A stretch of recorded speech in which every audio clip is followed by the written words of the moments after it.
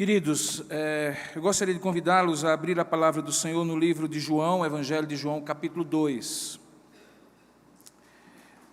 Nós, no lugar onde moramos no país, perto da linha do Equador, e não tanto ao sul, nem tanto ao norte do planeta, nós não temos uma ideia exata daquilo que nós chamamos das estações do ano, não é? Temos duas, uma molhada e uma enxuta.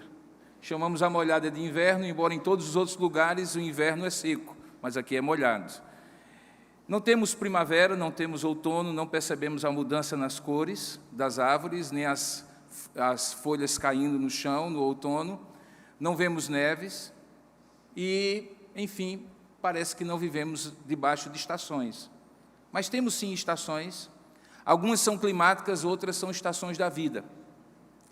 E dentro dessas estações da vida também há uma espécie de estação que é do propósito de Deus na nossa vida. Me parece que é isso que o sábio Salomão quis dizer em Eclesiastes capítulo 3, quando diz que há tempo para todas as coisas debaixo do sol. E aí ele faz uma série de comparações, há tempo de semear, tempo de colher, tempo de plantar, tempo de arrancar o que se plantou e assim por diante. Ele estava falando de estações da vida. Há um aspecto do Evangelho que é muito interessante, é que quando nós olhamos os 3 anos e meio, mais ou menos, que Jesus exerceu o seu ministério, você percebe claramente certas estações do que estão acontecendo. O primeiro ano é um ano de grandes milagres, multidões, grandes sermões, encontros dramáticos, transformadores, com algumas pessoas, como Nicodemos, como aquela mulher samaritana, como o cego de nascença, o centurião romano e assim por diante. Depois, aparentemente, aquela grande sensação provocada por Jesus provoca, obviamente, uma grande reação dos religiosos e uma estação meio que de outono e inverno se acomete sobre o ministério de Jesus. Ele não está tanto nos lugares públicos, principalmente por 2 razões. Alguns queriam fazê-lo rei antes do tempo e outros queriam matá-lo por causa disso. Jesus, então, começa a deslocar o foco da sua atenção, a preparar um grupo de discípulos que iria continuar aquilo que ele havia começado. E então ele começa um trabalho de formiguinha, aqueles primeiros discípulos começam a se reunir, ele envia 70 inicialmente, desse grupo provavelmente ele reúne 12, forma nesses um apostolado, um envio, e ali ele começa o 3º ano, que é o ano da preparação para a sua paixão, morte e ressurreição. Se você olhar o Evangelho de João, curiosamente, um evangelho que tem 21 capítulos, nada mais, nada menos do que do capítulo 13 ao capítulo 21, todo ele transcorre na última semana de Jesus. A gente não tem uma ideia clara disso, porque a gente pensa que o Evangelho de João é como o do Evangelho de Mateus, Lucas e Marcos, que são evangelhos mais cronológicos, enquanto que o Evangelho de João é um evangelho mais temático, ele quer demonstrar que Jesus é Deus. Nós vamos ler nesse texto de João, capítulo 2, o momento inicial em que Jesus começa os milagres, prodígios e sinais que ele inaugura o seu ministério. Capítulo 2 de João conta a história do primeiro sinal, e nós vamos ler esse texto, depois vamos ler um textinho um pouquinho mais na frente no capítulo 2, e vamos dar um pulo no capítulo 4, porque hoje eu gostaria de falar de milagres, sinais e prodígios, quando Deus derrama o seu poder sobre nós de maneira generosa. Diz assim a palavra de Deus, João capítulo 2, a partir do verso 1. 3 dias depois, houve um casamento em Caná da Galileia, achando-se ali a mãe de Jesus. Jesus também foi convidado com os seus discípulos para o casamento, e tendo acabado o vinho, a mãe de Jesus lhe disse: eles não têm mais vinho. Mas Jesus lhe disse: mulher, que tenho eu contigo? Ainda não é chegada a minha hora. Então ela falou aos serventes: fazei tudo o que ele vos disser. Se há um mandamento que Maria deixou na Bíblia, foi obedecer a Jesus. Estavam ali 6 talhas de pedra, que os judeus usavam para as purificações, e cada uma levava de 2 a 3 metretas. No total, cerca de 360 litros de vinho. O judeu gosta de beber vinho. Jesus lhes disse: enchei de água as talhas. E eles as encheram totalmente. Então lhes determinou: tirai agora e levai ao mestre-sala, que era o responsável pela festa. E eles o fizeram. Tendo o mestre-sala provado a água transformada em vinho, não sabendo de onde viera, Se bem que sabiam os serventes que haviam tirado a água, chamou o noivo e lhe disse: todos costumam pôr o primeiro o bom vinho, e quando já beberam fartamente, já não conseguem distinguir um do outro, servem o inferior. Tu, porém, guardaste o bom vinho até agora. Com este deu Jesus, veja esse verso 11, com este milagre, com este sinal, com este prodígio, deu Jesus princípio a seus sinais em Caná da Galileia, e manifestou a sua glória, e os seus discípulos creram nele. Agora dê um pulinho para mim, comigo, por favor, no mesmo capítulo, verso 23. A essa altura, Jesus sai de Caná da Galileia, no norte, perto do Líbano, e desce para a região de Jerusalém, na Judeia. E estando ele em Jerusalém, que era a capital da Judeia, durante a festa da Páscoa, uma das 3 principais festas dos judeus, muitos, novamente, vendo os sinais, a palavra aparece, vendo os sinais que ele fazia, creram no seu nome. Mas veja a reação de Jesus. Mas o próprio Jesus não se confiava deles, porque os conhecia a todos, e não precisava de que alguém lhe desse testemunho a respeito do homem, porque ele mesmo sabia o que era a natureza humana.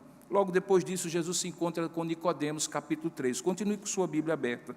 E um pouquinho lá na frente, agora já mais na frente mesmo, no capítulo 4, depois de ter encontrado com a mulher samaritana, no meio do território judeu, entre Judeia embaixo e Galiléia em cima, no versículo 39, aquela mulher transformada volta para a cidade, contando o que Jesus tinha feito, e aí aqueles samaritanos vão ver Jesus, vão encontrar com Jesus, e no verso 23 do capítulo 4 diz o seguinte: muitos samaritanos daquela cidade creram nele, em virtude do testemunho da mulher que anunciara, ele me disse tudo quanto tenho feito.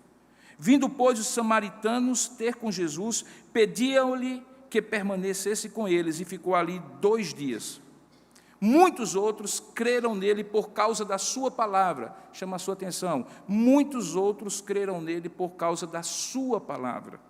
E diziam à multidão, diziam à mulher: já agora não é pelo que disseste que nós cremos, mas porque nós mesmos temos ouvido e sabemos que este é verdadeiramente o Salvador do mundo. Passados 2 dias ali, partiu Jesus agora para a Galileia. Ele ia e vinha muitas vezes, porque o mesmo Jesus testemunhou que um profeta não tem honras na sua própria casa.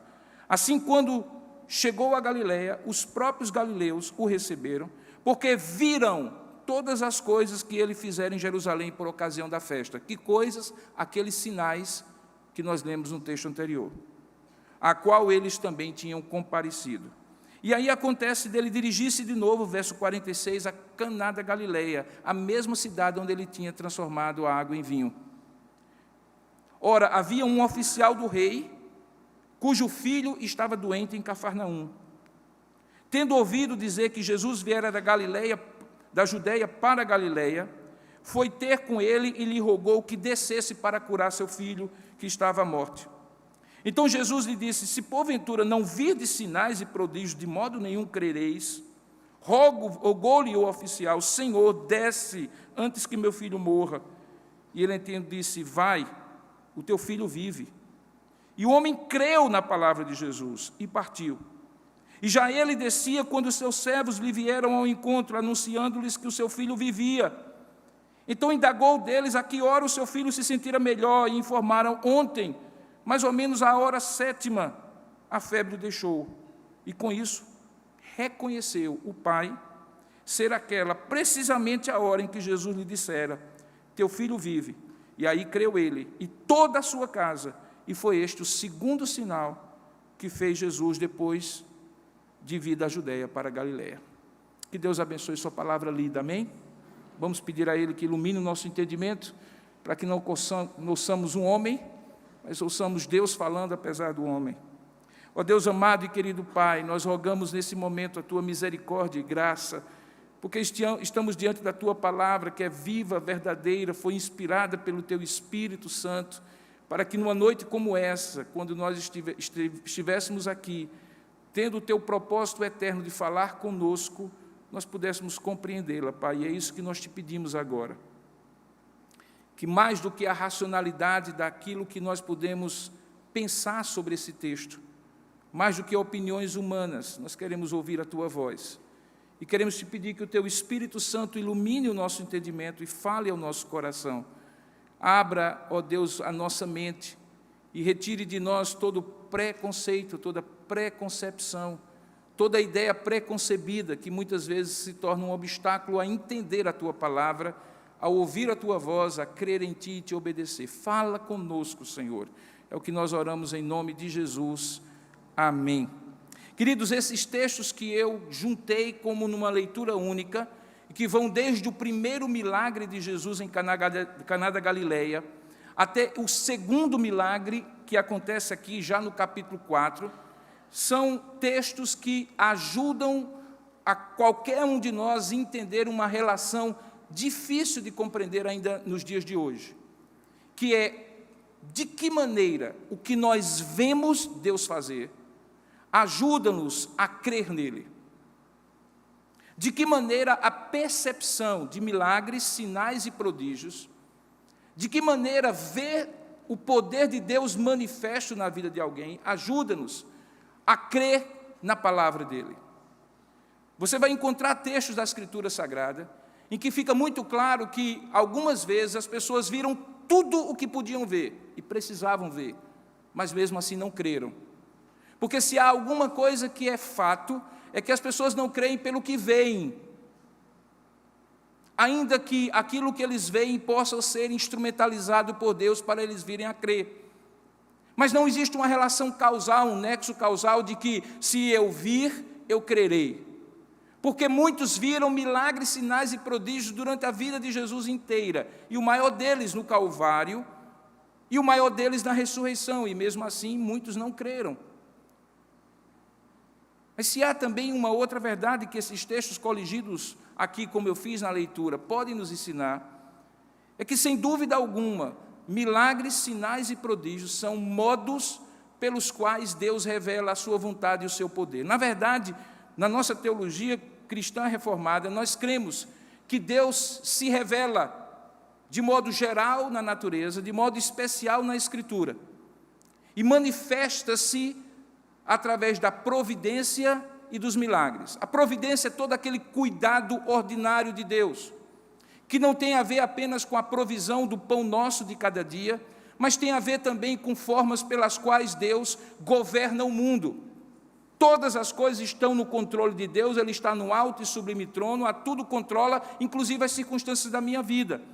A Bíblia diz, por exemplo, que nenhum fio da minha cabeça cai sem que o Senhor assim deseje, sem que o Senhor assim ordene, mostrando então a que nível de detalhamento está o cuidado de Deus pela sua providência. Pela sua providência Ele governa sobre os reis da terra, de modo que Ele depõe um rei e levanta um rei, e embora a gente pense que quem faça isso é o povo, porque ilusoriamente todo o poder emana do povo e em seu nome é exercido, na verdade todo o poder vem de Deus, a suprema autoridade. É por isso que Ele coloca rei para fora, coloca rei para dentro. É por isso que Ele faz com que todos os negócios das nações sejam conduzidos para a glória do seu nome. Essa providência de Deus também desce a detalhes na nossa vida, quando nós confiamos que no ordinário da nossa existência não nos faltará aquilo que nós precisamos, não necessariamente aquilo que nós desejamos, não aquilo que nós ansiamos, não aquilo que nós pedimos, mas frequentemente até além de tudo isso, porque Deus é Deus que dá além daquilo que pedimos ou pensamos. Sem dúvida alguma, Ele dá aquilo que precisamos. Tanto é que a Bíblia diz que aos seus amados Ele dá enquanto dormem. Tanto é verdade que o Senhor diz que fui moço e agora sou velho, mas jamais vi o justo padecer necessidade, nem a sua descendência mendigar o pão. Portanto, Deus cuida de nós, é uma expressão que nós usamos, e cuida de maneira soberana, Ele faz isso por meio da providência. Podemos contar com o cuidado de Deus e da providência de Deus diariamente. Por isso, em alguns momentos, nós usamos uma terminologia, uma maneira de falar, que confunde esse cuidado providencial de Deus com aquilo que nós chamamos de milagres. Todas as intervenções de Deus pela sua providência são providência, mas algumas vezes são de fato sobrenaturais. Na verdade, todas elas são sobrenaturais e surpreendentes. E porque são surpreendentes, nós denominamos de milagres. Mas quando nós falamos de milagres, milagres mesmo, como a Bíblia os chama, nós estamos falando de intervenções sobrenaturais extraordinárias de Deus. Recentemente eu li o último episódio de uma série, eu assisti o último episódio de uma série que me parece, eu não sei se está no Netflix, deve estar, é com Morgan Freeman, aquele ator de Hollywood, sobre Deus. E o último episódio, Deus, estou tentando lembrar o subtítulo, Deus alguma coisa. Mas, enfim, ele falava de várias manifestações religiosas sobre vários aspectos de Deus e da religião. E a última delas é sobre milagres. E ele abre o seu episódio contando a história de um homem latino com seu irmão, lavador de fachada daqueles arranha-céus de Nova York, que cai do 46º andar daquele edifício e sobrevive. E aí ele entrevista aquele homem e pergunta: você crê que isso foi um milagre? E ele disse: eu tendo a acreditar que sim. Havia a tradução simultânea, mas em inglês claramente ele diz assim: eu tendo a acreditar que sim. O que faz uma pessoa cair do 46º andar de um edifício e apenas tender a crer que é um milagre? A princípio, quando eu vi aquela afirmativa, eu disse: pensa num sujeito incrédulo. Mas quando você vai no episódio desenrolando a história, você descobre que a grande dificuldade de ele acreditar que era um milagre o que tinha acontecido com ele, é que quem estava ao seu lado era o seu irmão. E ele não sobreviveu. E aí ele entra num conflito muito grande de pensar assim: como é que Deus exerceu o seu poder soberano, sobrenatural e extraordinário em me livrar da morte, mas não o fez a meu irmão, se nós ambos estávamos no 46º andar e ambos caímos da mesma altura, um sobreviveu e outro não. Na cabeça daquele homem, milagre mesmo seria que ambos tivessem sobrevivido. E talvez por isso ele apenas tendia a acreditar que um milagre havia acontecido. Quando eu vi aquele episódio, assisti todo o episódio, eu fui então percebendo, queridos, que é muito claro que quando nós pensamos em milagres, nós pensamos em fatos extraordinários. Nada conduziria a esse desenlace, nada conduziria a chegar a isso. Tudo conduziria a que uma pessoa caindo do 46º andar de um edifício morreria. A lei da gravidade é inexorável. Mas Deus, pela sua vontade soberana, sabe-se lá como, sem dar explicação a quem quer que seja, faz com que aquele homem sobreviva. É disso que nós estamos falando, não necessariamente da grande proporção do milagre, mas do fato dele ser extraordinário. Se você voltar agora os seus olhos para o texto, você vai ver algumas coisas que são extraordinárias, tanto na multiplicação, ou melhor, na transformação da água para o vinho, como também na cura daquele rapazinho, daquele filho do oficial do rei, que acontece no capítulo 4. Perceba, em primeiro lugar, que quando nós chegamos no primeiro texto, que é o texto das bodas de Caná, nós estamos falando aqui de uma transformação e de um milagre de Deus que altera o estado natural das coisas. Nós sabemos que é a molécula da água, é H2O. Nós sabemos que quando vem hidrogênio, duas de hidrogênio e uma de oxigênio, é uma de oxigênio e duas de hidrogênio, faz muito tempo que eu estudei química, o fato é que H2O é água. É duas de hidrogênio, né? Exatamente. Gente inteligente como vocês ajuda muito o pregador. Vinho é outra coisa. O que acontece naquele milagre? Aquele milagre acontece uma transformação da natureza da água. Alguma coisa ocorre quando aquelas 6 talhas de pedra, lugares, uma espécie de barris, ou lugares onde se colocava água, ou se represava água naquela época, foi levada de um lado para o outro pelos serventes que encheram aquelas talhas de água, e havia ali vários litros de água. Naquele momento em que Jesus diz, no verso 8, tirai agora e levai essas talhas de água ao mestre-sala, ali naquele momento a água é transformada. Porque diz o texto que na hora em que o mestre-sala, verso 9, prova a água, e aí diz, a água já transformada em vinho, ele percebe que o milagre havia acontecido, mas ele não consegue entender que milagre havia acontecido. Veja, aqui nós não temos um milagre de cura, aqui nós não temos um milagre pedido por alguém, aqui nós não temos um milagre esperado por alguém, nós temos um milagre exclusivamente pela ação soberana de Deus que quis transformar, por meio do seu Filho, uma substância que Ele mesmo criou, que tem uma molécula específica, uma característica específica em algo diferente. E Ele o faz, mas Ele faz com um propósito. E isso é o que caracteriza qualquer milagre. Seja um milagre na natureza, seja um milagre na saúde de alguém, seja um milagre na intervenção soberana sobre eventos da vida de alguém, todo milagre divino, não forjado, não humano, não diabólico, conduz para um fim. E ele está aqui no versículo 11. Diz o texto que com este milagre, Jesus deu princípio a seus sinais em Caná da Galileia. E aí diz o texto, manifestou a sua glória, e os seus discípulos creram nele. Milagre que é milagre, primeiramente manifesta a glória de Deus. Não manifesta a glória de uma igreja, não bota gente para dentro da igreja, não manifesta a glória de um líder religioso, de um ministério específico, de um nome de alguém, de um nome de uma igreja, manifesta a glória de Deus. O milagre faz com que todos se voltem para Deus, e não para quem está aqui na frente. Quem operou o milagre, quem orou, quem recebeu o milagre, são apenas detalhes. A glória é conduzida para Deus, por isso que todas as vezes que você vir algo diferente disso, coloque um grande ponto de interrogação, se ali estará acontecendo um milagre divino. A razão disso é o que explica por que os milagres são chamados no livro de João e em todo o livro de Atos dos Apóstolos e nos Evangelhos de sinais.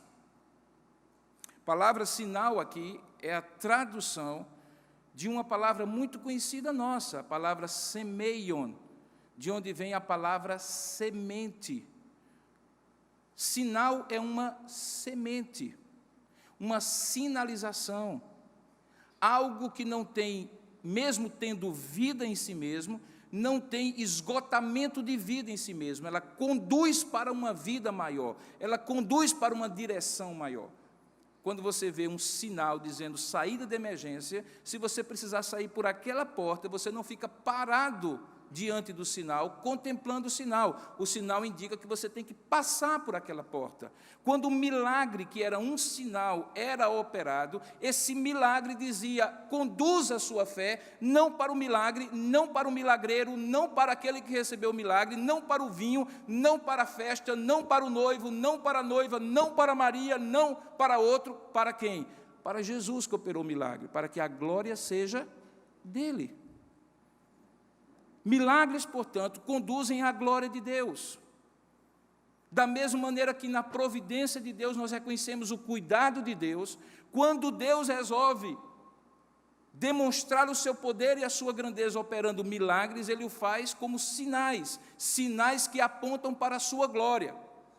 Se na providência nós encontramos o cuidado de Deus, gracioso, o amor, a misericórdia dEle, no milagre nós encontramos a glória dEle. Conduz para a glória dEle, e exclusivamente para a glória deles. Como consequência, e aí sim, presta bem atenção, somente quando o sinal glorifica a Deus, Deus o usa como uma forma de convencimento dos pecadores para que creiam nele. É o que acontece novamente no verso 11, leia de novo comigo. Com este, falando acerca do sinal, deu Jesus princípio a seus sinais em Caná da Galileia. E aí o que é que acontece? Manifestou a sua glória, e porque a sua glória foi manifesta, ele usou a sua glória para que as pessoas passassem a crer nele.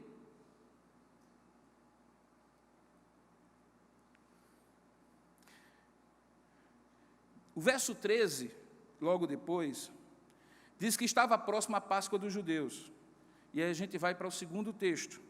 Ele está na Páscoa dos judeus, ele não faz, a princípio, nenhum milagre, pelo contrário, em termos de marketing, Jesus chegou com a mão pesada, porque foi nesse episódio que ele expulsa os vendilhões do templo, bota todo mundo para correr, porque as pessoas estavam fazendo do templo do Senhor uma casa de comércio. Obviamente que tudo isso causou uma comoção, não apenas porque era estranho que um mestre de amor como Jesus tivesse uma reação tão forte como aquela, o que inclusive, abre-se parênteses, para dizer que a ideia de que Deus é Deus de amor, mas não é Deus de justiça, é Deus de amor e misericórdia, mas não é Deus severo, que é Deus de amor e misericórdia, mas não estabelece o seu juízo, não é bíblica. Aqui nós encontramos Jesus amorosamente, mas amorosamente irado, porque eles estavam transformando a casa do Senhor em templos de vendilhões, em vendilhões de templos. Aí o que é que acontece? Diz o texto, que quando isso ocorre, no versículo 18 do capítulo 2, diante do que ocorre, perguntam a Jesus os judeus. Olha que coisa interessante. Jesus tinha acabado de fazer um milagre em Caná da Galileia, mas agora ele estava lá no sul, na Judeia. Possivelmente, os da Judeia não sabiam o que tinha acontecido lá em cima, na Galileia. Jesus chega na Judeia, em Jerusalém, faz aquele alvoroço todo, expulsa as pessoas do templo que estavam comercializando, e então os judeus ali fazem uma pergunta para ele. Veja o verso 18 do capítulo 2. Eles perguntam: que sinal? Que sinal nos mostra para fazeres estas coisas? Os judeus estavam acostumados a acreditar mediante algumas provas de autoridade que as pessoas tinham que demonstrar. Então, um profeta, para ser crido, ele tinha de alguma forma de manifestar o poder de Deus por algum feito miraculoso que dissesse: essa pessoa é de Deus. E é isso que eles pedem. Qual é o sinal? Qual é a sinalização? Qual é a semente que o Senhor demonstra para que nós venhamos a crer? Olha a coisa interessante. Antes, no primeiro milagre, quando Jesus manifesta a sua glória, eles creem naturalmente, porque diante da glória de Deus, a graça irresistível de Deus convence o pecador e ele crê. Mas quando o pecador coloca como condição para crer, ver um sinal, qual é a resposta que Jesus dá? Quando o pecador diz assim, quando eu e você, se porventura disséssemos: Deus, prove que o Senhor é Deus, fazendo um grande sinal na minha vida, um grande milagre na minha vida, qual a resposta que nós possivelmente obteremos? Qual a resposta que eles obtiveram? Verso 18, verso 19, eles perguntam qual é o sinal, e verso 19, Jesus responde: destruam esse santuário, e em 3 dias o reconstruirei. Ele estava diante de uma das 7 maravilhas do mundo antigo, o templo de Salomão, o verdadeiro.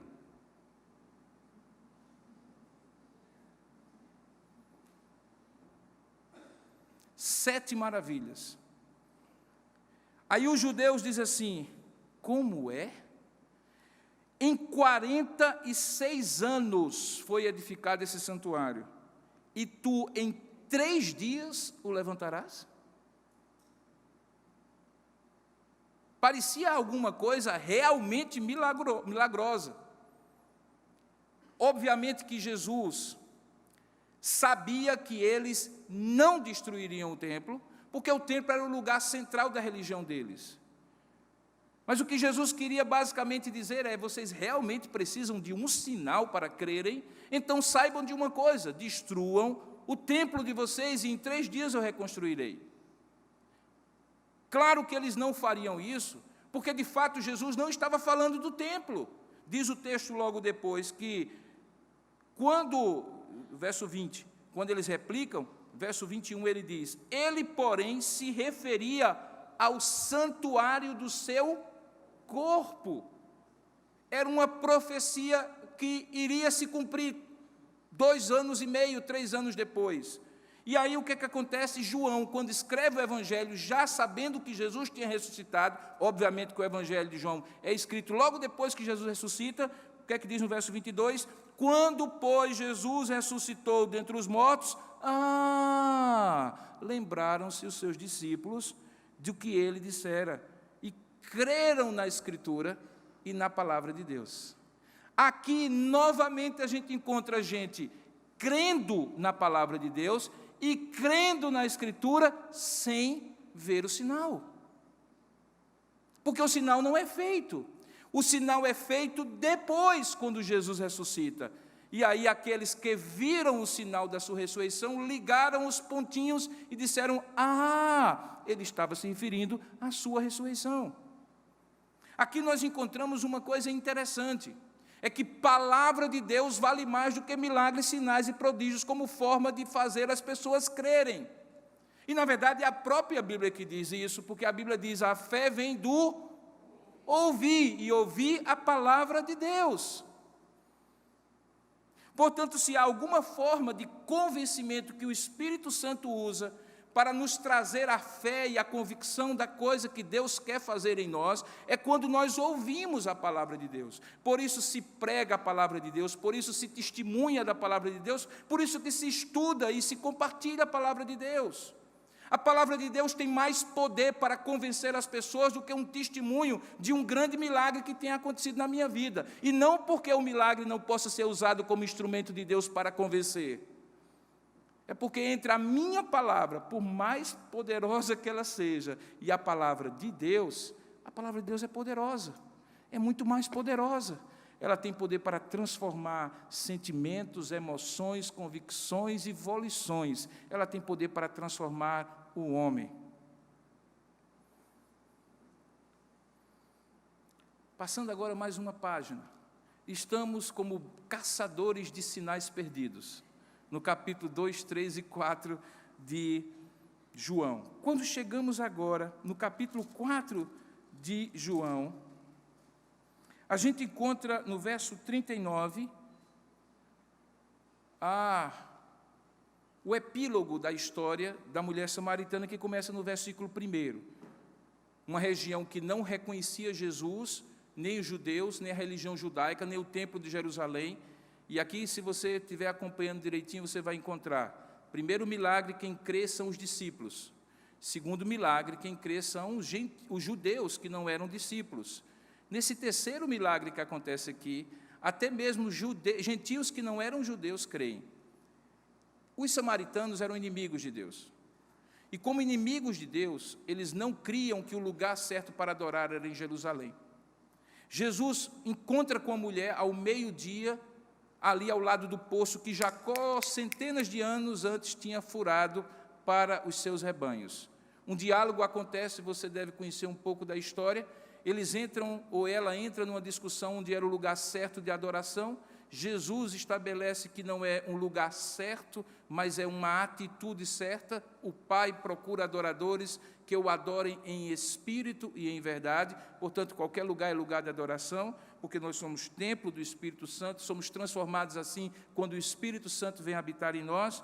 E aí, aquela conversa impacta aquela mulher, ela entende que Jesus é o Messias, e ela volta correndo para a sua cidade de Siquém, para contar aos homens que estavam ali, que tinha encontrado alguém que sabia toda a vida dela. Será que esse era o Messias?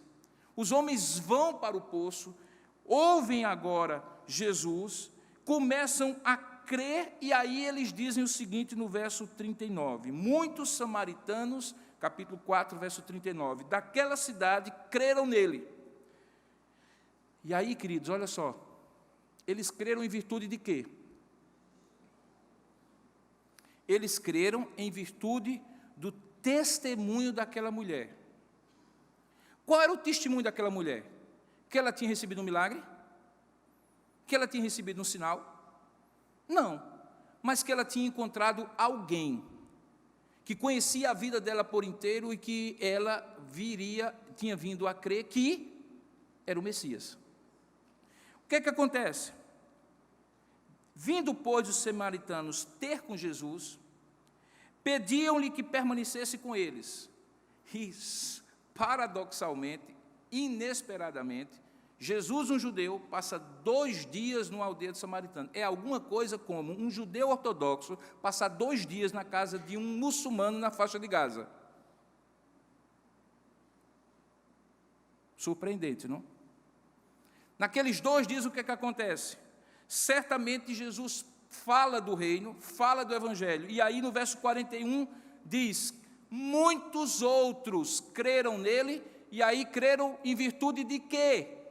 Por causa de quê? Por causa da sua palavra. E dizem mais à mulher, e tem mais uma coisa, agora não é nem mais palavra de segunda mão, é palavra de primeira mão, porque de segunda mão foi aquela que nós ouvimos quando você nos contou o que ele lhe disse. Agora nós mesmos temos ouvido e visto que ele é exatamente aquilo que você disse que ele é. Diz o texto assim: já agora, verso 42, não é pelo que disseste que nós cremos, mas porque nós mesmos temos ouvido e passamos a conhecer e saber que este é verdadeiramente o Salvador do mundo. Eles creram por causa de quê? Por causa da palavra.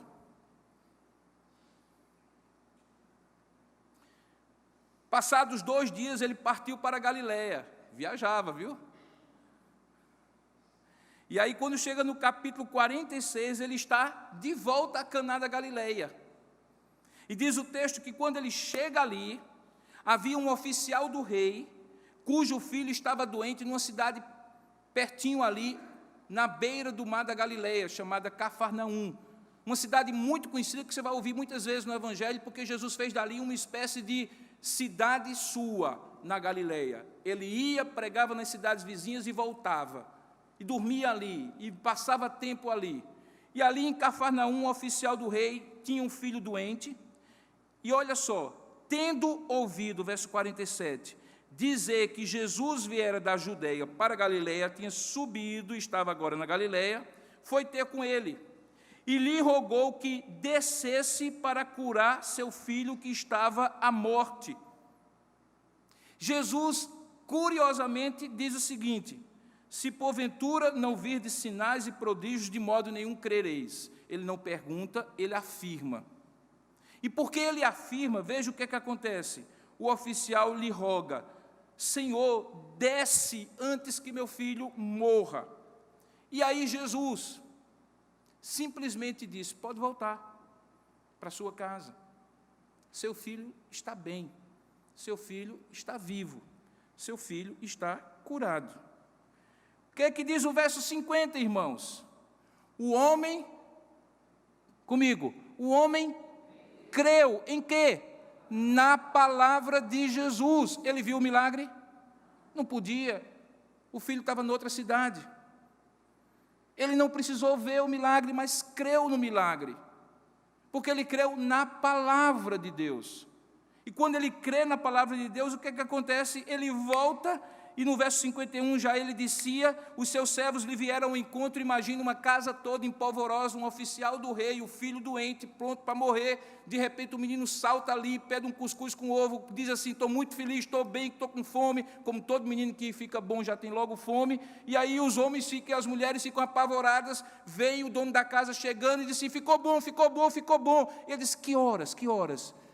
Por volta da 7ª hora. E aí ele lembra: 7ª hora era a hora em que Jesus tinha dito: vai, porque o teu filho está curado. O que é que acontece ali? Diz o texto que o pai reconheceu, verso 53, ser aquela precisamente a hora em que Jesus lhe dissera: teu filho vive. E qual é a consequência? Comigo, a última frase: creu ele e toda a sua casa. Existe um padrão aqui? Existe um padrão. Quando o milagre, o sinal e o prodígio é divino, a glória é de Deus, as pessoas creem baseado naquilo que Deus diz para elas, não necessariamente por causa do milagre. O milagre é a ilustração do sermão, não o conteúdo do sermão. E eles passam a crer. E essa crença os salva numa dimensão além daquela necessidade imediata. Muitos estavam doentes, ficam curados, mas além disso passam a crer em Jesus como Salvador de suas vidas. Muitos estavam possuídos de demônios, ficam bons, mas além de estarem livres, também creem em Jesus Cristo. Muitos estavam com problemas de outra ordem, resolvem seus problemas, Deus assim faz, eles têm a sua solução, mas além disso, eles são levados para Jesus como Senhor e Salvador da vida deles. Porque eles creem, diz o texto que eles creem, ele e toda a sua casa. O que é essa teologia do milagre que eu gostaria de fechar nessa noite, quando compartilho essas verdades com os irmãos? Eu poderia resumir ela em alguns pontos. Primeiro, o milagre favorece a crença em Deus, mas não produz a crença em Deus.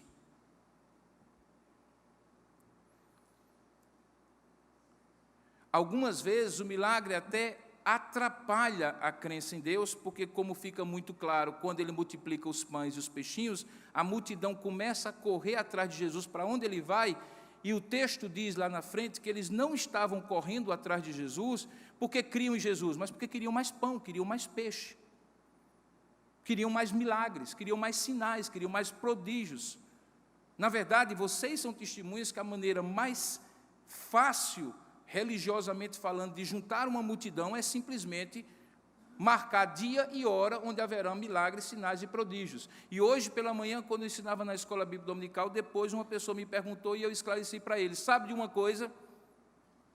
É que mesmo quando homens ímpios, mesmo travestidos de Deus, de homens de Deus, mesmo quando igrejas que se transformaram em negócios comerciais, vão ser, no futuro, por Deus, porque eu não sou senhor nem juiz deles, Deus o é, chamados a prestar contas, pela graça e misericórdia de Deus, o Senhor acaba abençoando, curando, libertando e transformando a vida das pessoas, que mesmo estando ali, atraídas por algo que é imediato e material em muitos casos, no entanto, são impactados pela palavra de Deus, porque Deus ama as pessoas, embora muitas vezes vá tratar com as pessoas que usam do nome dele em vão.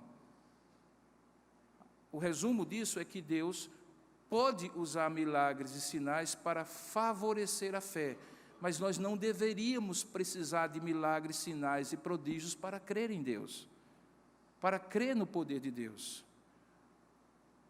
Talvez fique fácil se você, como pai ou mãe, imaginar a seguinte situação: você está por volta do meio do ano, seu filho pede aquele presente que no final do ano será o presente de Natal, mas é um presente que custa bastante e você vai ter que juntar um certo dinheiro ou comprar na prestação para quando chegar no final do ano você poder dar a seu filho. E aí você diz assim: filho, não se preocupe, papai ou mamãe vai lhe dar o presente.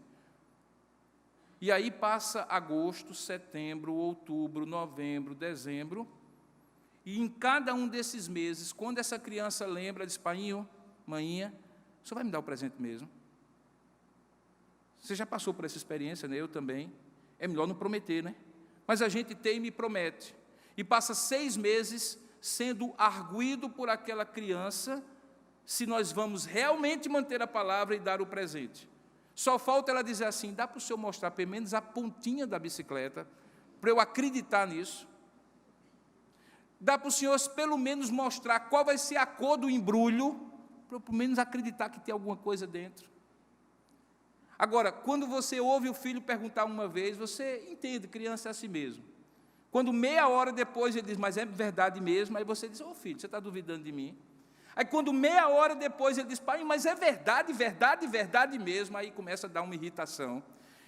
E como nós não somos Deus, dá uma vontade de não dar mais o presente, tamanha a incredulidade daquele menino e a insistência dele. Deus misericordiosamente não fica irritado conosco e nos dá o presente, exatamente como ele promete, sem que nós precisemos ver o presente antecipadamente.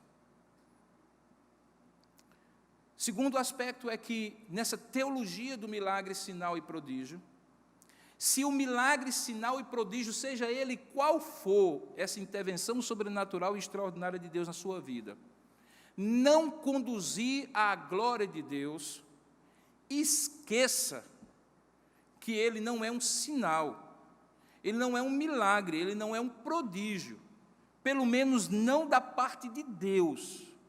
Porque se for da parte de Deus, ele é ou deveria ser apenas um instrumento para a salvação, para a libertação, para a glória do nome dele. E é aí que me chama mais atenção, queridos,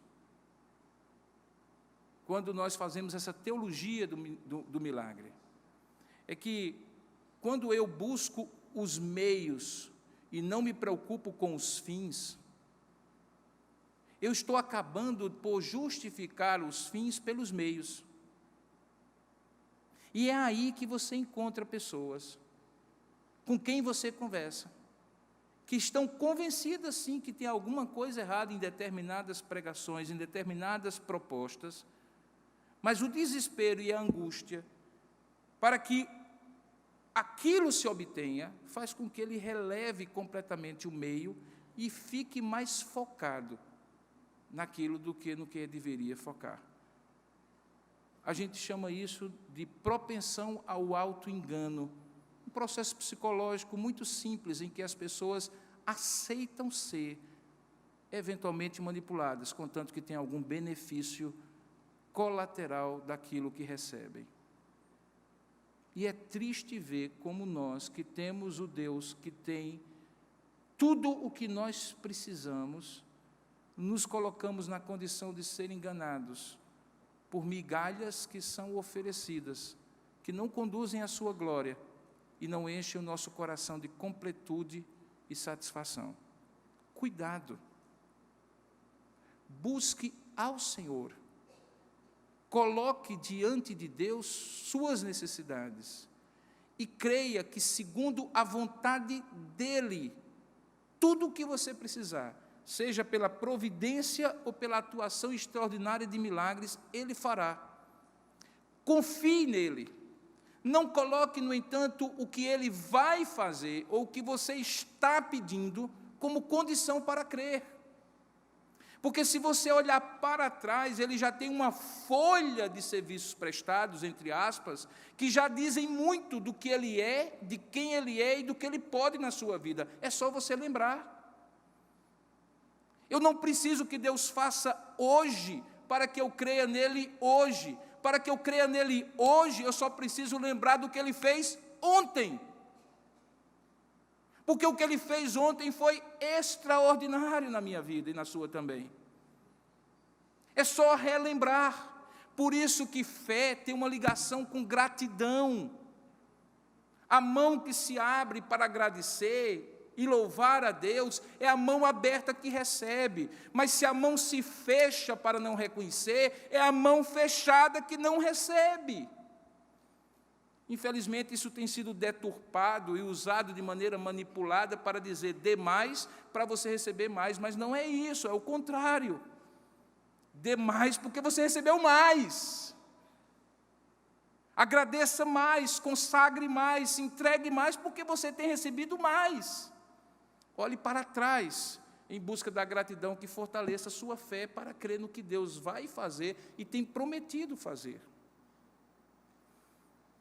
E, finalmente, queridos, nessa teologia do milagre, entenda que, se Ele é para a glória de Deus, se Ele transforma a sua vida através do milagre para que você creia nele de maneira ainda mais poderosa, consistente, isso não pode ficar em você. Eu sempre fico pensando assim, por que é que o Espírito Santo inspirou homens como João a registrar milagres? Você já imaginou que simplesmente, se Deus quisesse, Ele poderia, por exemplo, simplesmente fazer o seguinte: eu vou registrar todas as palavras, os discursos e os sermões de Jesus, só isso. E não vou contar nenhuma história. Por que Ele fez isso? Eu não tenho dúvida que Ele fez isso, irmãos, para que o testemunho de mulher samaritana, de oficial do rei, dos serventes da água transformada em vinho, ficasse perpetuada, porque um dos meios pelos quais, ou para os quais, Deus opera milagres, é para que eles não fiquem somente para o seu conhecimento e deleite, mas para que muitos vejam e glorifiquem a Deus. E eu creio que eu tenho uma base bíblica para isso, e que está no final do Evangelho de João. Eu pensei hoje em ir pulando os 21 capítulos em busca dos sinais, mas eu resolvi ser bonzinho com vocês, só fui em 3, mas a gente vai dar um pulo maior agora. Vai para o final do Evangelho de João, no capítulo 20, verso 30, e com ele eu concluo.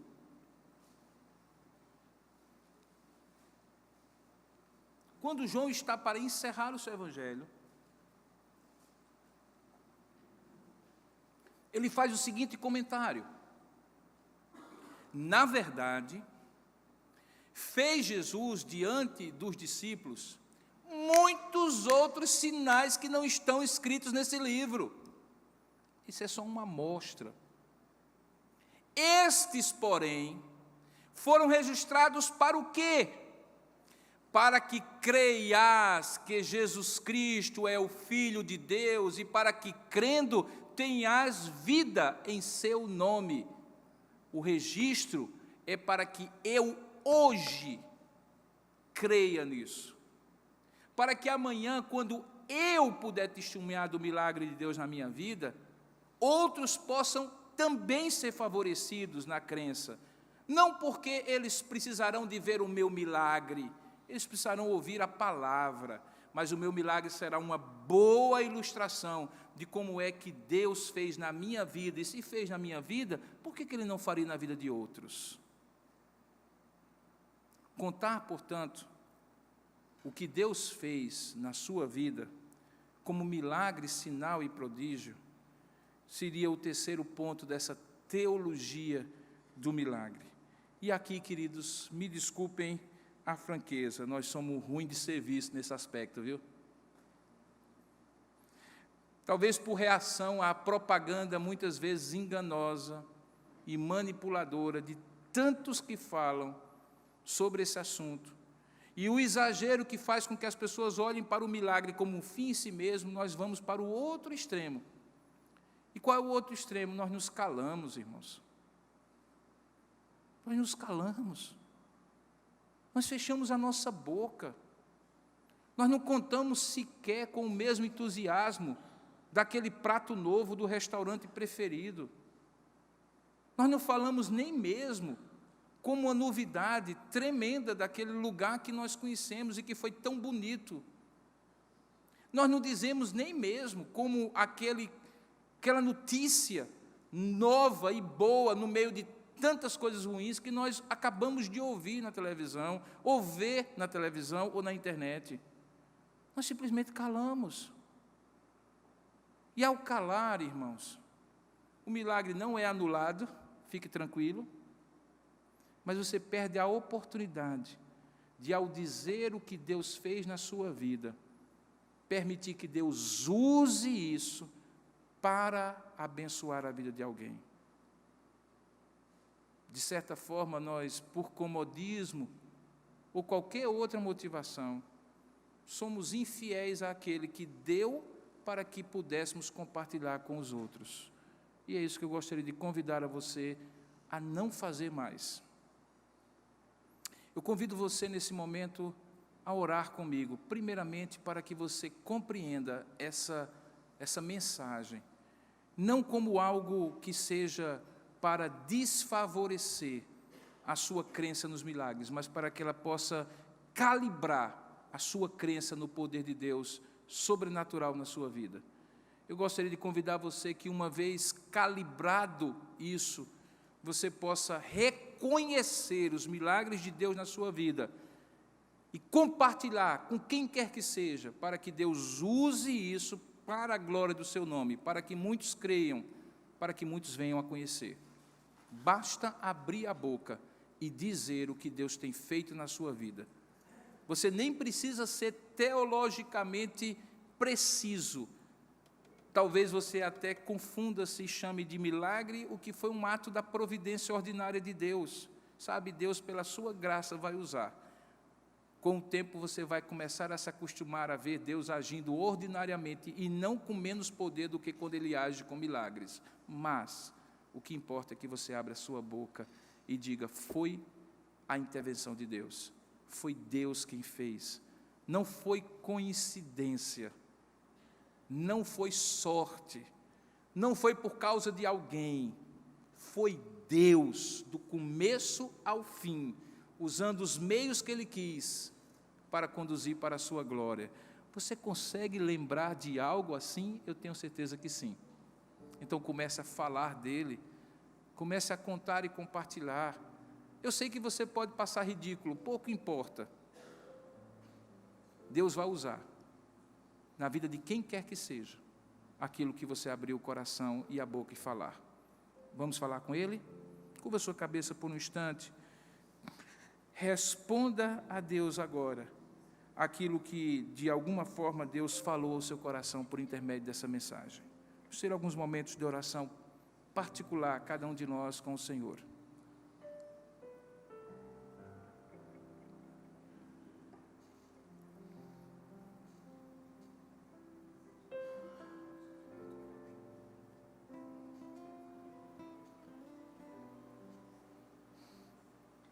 Senhor, nosso Deus e eterno Pai, nós queremos louvar e bendizer o Teu santo nome, por esta palavra que o Senhor nos deu, certos de que, como nós pedimos, ela veio de Ti, ainda que pela misericórdia, usando um homem, para nos revigorar a fé, calibrar a nossa fé, fazê-la focada no autor e consumador da fé, que é o Teu Filho Jesus, para que não venhamos a duvidar jamais da Tua providência diária, do Teu cuidado e governo na nossa vida, mas também reconhecer aqueles momentos extraordinários em que Tu ages nas estações da nossa vida, para demonstrar a Tua glória, o Teu poder, para conduzir-nos a crer cada vez mais em Ti, e que outros assim também o façam, Pai. Queremos nessa hora dar a Ti a glória devida ao Teu santo nome, quando nos lembramos de obras maravilhosas que o Senhor já fez na nossa vida. Nós queremos nessa hora que o Teu Espírito venha trazer à nossa mente, à nossa memória, à nossa lembrança, os atos poderosos do Senhor, que eles não caiam no esquecimento, Senhor, que eles não caiam no esquecimento, que não sejamos ingratos nem incrédulos, tempos depois de achar que foi só uma coincidência, um ato fortuito da casualidade. Pelo contrário, Senhor, nos ajuda a lembrar que foi tão maravilhoso a época, foi tão maravilhoso, que nós na ocasião dissemos: só Deus mesmo para fazer isso. Que continuemos dizendo: só Deus mesmo para fazer isso, Pai. E que isso nos ajude então a continuar confiando na Tua palavra que foi exposta, na Tua palavra que é dita, que é lembrada, que é proclamada, que é crida por nós. E que de certa maneira tudo isso acabe se tornando palavra fácil que sai das nossas bocas, comentário tranquilo, calmo, natural. Falar de Ti, do Teu poder, seja tão natural para nós, que possa impactar vidas, e elas mesmas serem transformadas pela Tua palavra, mesmo que por meio do nosso testemunho de fé. Abençoa-nos, ó Pai, e nos ajuda em tudo isso, a estar mais perto de Ti, a Te louvar e a viver para a Tua glória. É o que nós oramos em nome e para a glória de Jesus. Amém, Senhor.